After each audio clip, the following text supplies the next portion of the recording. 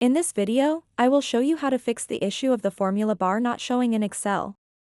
If you've opened Excel and noticed that your formula bar is missing, don't worry, this can happen for various reasons. Sometimes it's simply a matter of toggling a setting. To restore your missing formula bar, start by locating the ribbon menu at the top of your screen. Click on View, which is one of those main tabs. Once you do this, you'll see several options available. Among these options, look for Formula Bar. If there isn't a checkmark next to Formula Bar, just click it. Adding that checkmark will enable it again. You should see your formula bar reappear immediately.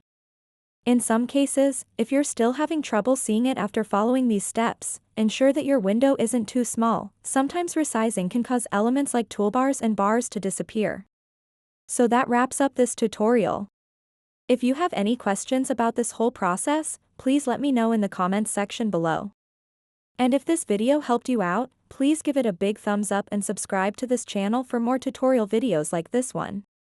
Thank you so much for watching, and have a good day.